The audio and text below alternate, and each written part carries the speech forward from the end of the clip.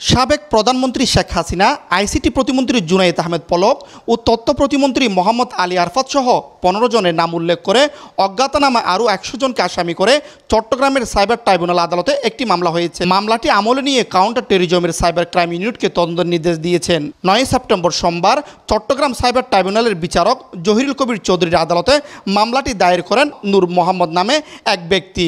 বিষয়টি নিশ্চিত করেছেন ট্রাইব্যুনালের সরকারি কৌশলী মেজবাউদ্দিন চৌধুরী। বাদী নূর মোহাম্মদ ফেনী জেলার সাফিয়াবাদ এলাকার বুইয়াবাড়ির মোহাম্মদ নূরনবীর ছেলে। তিনি মামলায় নিজেকে দুরন্ত সাপ্লায়ার এবং দুরন্ত বাজার নামে অনলাইন সফটওয়্যার ভিত্তিক ব্যবসা প্রতিষ্ঠানের সত্ত্ব অধিকারী হিসেবে উল্লেখ করেছেন।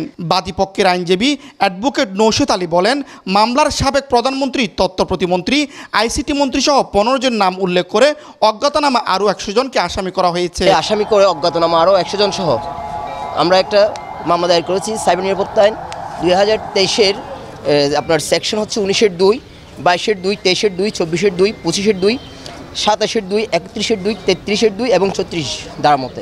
স্বৈরাচার সরকার এই বাংলাদেশে জোর জবরদস্তি করে থাকার জন্য এবং ছাত্রদের আন্দোলনকে বিঘ্ন করার জন্য ইন্টারনেটকে নিজের কবজায় নিয়েছে, বন্ধ করেছে। এর মধ্যে আমার হিসাবে আনুমানিক আমার ১০ কোটি টাকা ক্ষতি হয়েছে, কারণ কোনো মানুষ সাহস করে মামলা করতেছে না, ব্যবসায়ীর পাশে দাঁড়াচ্ছে না, কারণ সবাই ভয়ভীতির মধ্যে আছে। তবু আমরা যেহেতু আমার পিঠ দেওয়ালে ঠেকে গেছি, ওই জন্য আমি আজকে আদালতে এসে মামলা করেছি।